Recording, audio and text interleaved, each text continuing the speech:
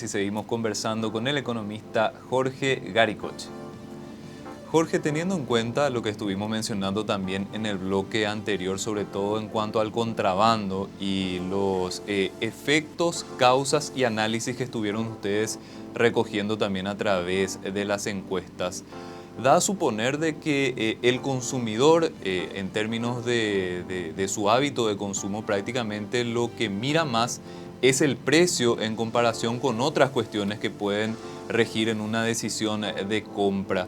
Esto también tiene mucho que ver con los últimos años en nuestro país, en los cuales la inflación tuvo un golpe muy fuerte dentro del bolsillo, y si bien se fue estabilizando, los precios en el mercado siguen siendo altos. ¿Cuál es el análisis que hacen sobre este punto en particular? Sí, efectivamente, fíjate que hace poco leíamos el informe de un organismo internacional y mencionaba que Paraguay está entre los países con mayor inflación en el rubro de alimentos. Seguimos todavía con precios muy elevados y con precios crecientes en ese aspecto. Y aquí una cuestión interesante e importante de mencionar, que el precio es un decisor de equilibrio entre la oferta y la demanda, pero para que eso realmente funcione, uno requiere de información. Y creo que aquí está faltando información. Es importante mencionarle a las personas que nos están mirando que cuando uno va al mercado y encuentra algún tipo de producto de contrabando o va incluso a puestos fronterizos a hacer compras de este tipo, dice está más barato. Pero podría estar más barato por lo siguiente: no paga IVA, no paga IDU, no paga IRE, no paga seguridad social, y eso termina impactándonos muchísimo en todos los aspectos para avanzar hacia un estadio de desarrollo en el país, incluso con la baja recaudación, con la baja presión tributaria que tenemos.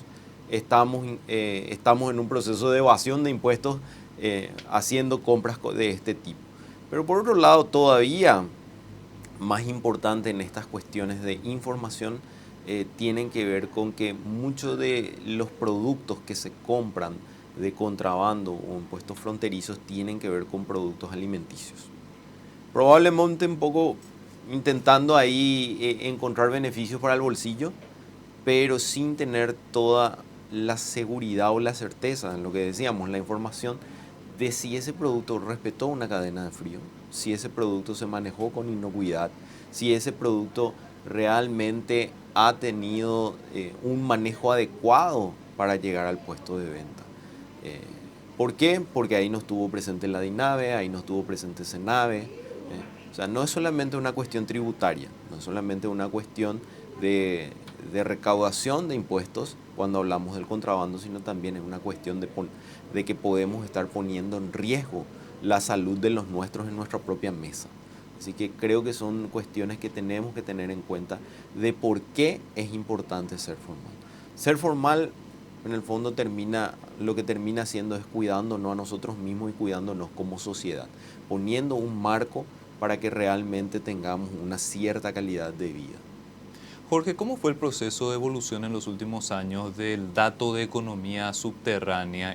La gran sensación era que luego del golpe de la pandemia, sobre todo la informalidad iba a ser un factor en crecimiento, pero bueno, en Paraguay ya estábamos con niveles bastante altos en ese indicador. ¿Se tuvo algún impacto justamente de esa situación dentro de las estadísticas que ustedes hayan notado? Y cuando hablamos en montos de lo que mueve la economía subterránea, ¿de cuánto estamos hablando? Teniendo en cuenta de que ustedes miden la economía informal con relación al Producto Interno Bruto, y el Producto Interno Bruto es cada vez más grande en Paraguay también. Sí, mira, la proporción casi que se mantiene en términos relativos, pero en los últimos años presentó un crecimiento importante, ¿verdad? Esto, si hacemos una evolución reciente, veíamos que en el 2021 decrece unos puntos porcentuales, de vuelta vuelve a recuperar espacio en el 2022, y en el 2023 tiene un salto importante de más o menos 2 o 3 puntos porcentuales, llegando a 47% del PIB.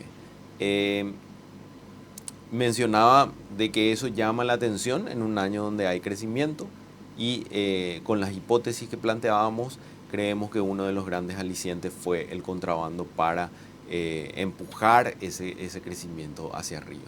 ¿Esto por qué es importante de mirarlo porque puede ser restrictivo para el crecimiento de la economía formal. Lo que mencionábamos hace rato es que cuando uno se encuentra ante decisiones de inversión, evalúa un montón de cuestiones. Una de las cosas en las que más se mira y se pone atención es el riesgo. ¿Por qué? Porque yo tomo hoy una decisión para el futuro, cuando voy a invertir. Entonces yo miro y digo, voy a lanzar este producto al mercado, voy a sacar plata del bolsillo, me voy a endeudar y me voy a meter a competir en un mercado. ¿Qué es lo que pasa? Que ese producto, donde yo estoy cumpliendo con todas las normas, otro no lo hace. Y el simple hecho de que el otro no lo haga puede generar un diferencial de precios. Y más aún cuando no existen todas las normas de información y de seguridad que existen en el mercado. Por eso es importante avanzar en un proceso de formalización. Paraguay viene creciendo de manera interesante en los últimos años, pero eso tampoco se ha transmitido hacia todos nuestros mercados.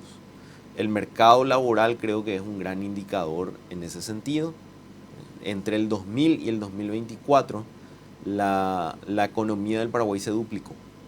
Hoy producimos 2 veces más de lo que producíamos en los años 2000. Ahora, en lo que refiere a la informalidad laboral, el 63% de los ocupados paraguayos todavía siguen trabajando en condiciones de informalidad. Y eso no ha variado. En algunos años ha bajado a 60, luego volvió a subir, volvió a bajar, pero siempre estamos entre 60 y 63%. Y eso es preocupante, porque necesitamos que esa formalización comience a permear hacia los trabajadores, porque finalmente los trabajadores son los actores principales en el consumo, ¿verdad?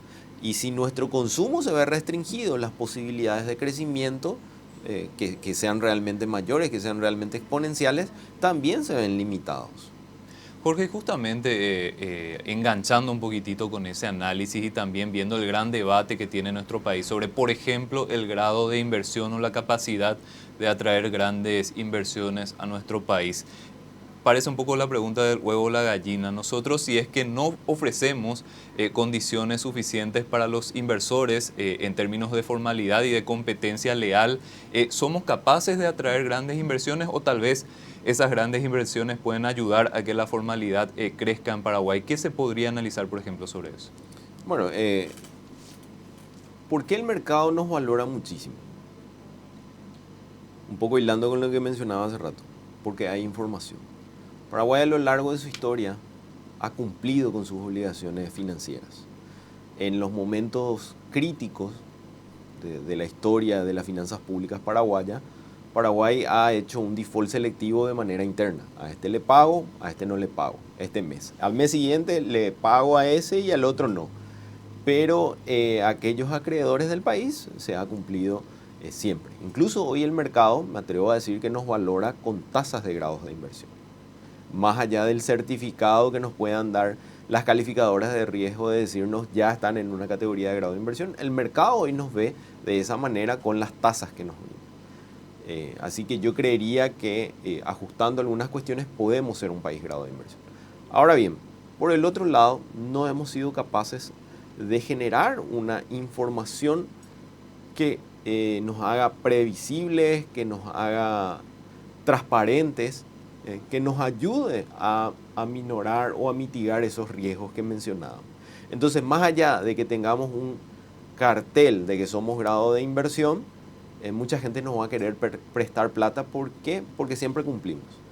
Pero no necesariamente eso va a hacer que muchos quieran venir a invertir en el país e instalarse definitivamente, porque todavía tenemos algunas cuestiones que hoy tenemos que seguir trabajando. Instalarme para competir en el país y tener que cumplir con una seguridad social y el de al lado no lo hace, es algo totalmente injusto. Es algo que no genera previsibilidad, que genera una sensación de inseguridad jurídica y que también genera distorsiones en el diferencial de costo del personal que tiene una empresa en relación a otra. Y más allá mirándolo de una cuestión totalmente empresarial, digamos, en esa toma de decisión, estamos pateando la olla contra nosotros mismos porque muchas veces valoramos el presente y decimos, bueno, pero hay mucha gente que hoy está teniendo de algún modo algún tipo de ingreso, ¿verdad? Porque gracias a ese sistema informal e incluso ilegal, dirían algunos, hoy muchos paraguayos pueden tener algún tipo de ingreso. Pero ese tipo de ingreso no es sostenible en el tiempo.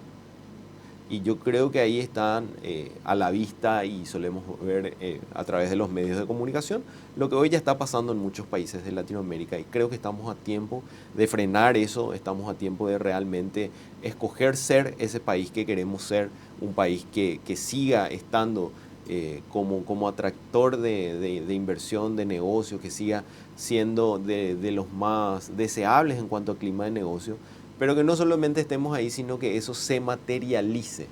Y ahí es donde encontramos esos espacios de mejora, ahí es donde encontramos esos espacios para aplicación de políticas como las que estuvimos hablando hace rato, para formalizar nuestra economía. Por un lado, y por otro lado, sancionar a quienes se tenga que sancionar.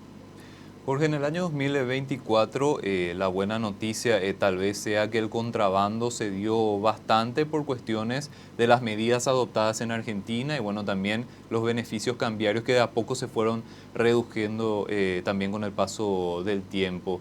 ¿Cómo continúan ustedes con este trabajo de medición de la economía informal? Justamente se van cada año adoptando innovaciones metodológicas que hacen que el cálculo sea cada vez más preciso también. ¿Cómo ustedes prosiguen con este trabajo y más o menos para cuándo se prevén los datos del 2024?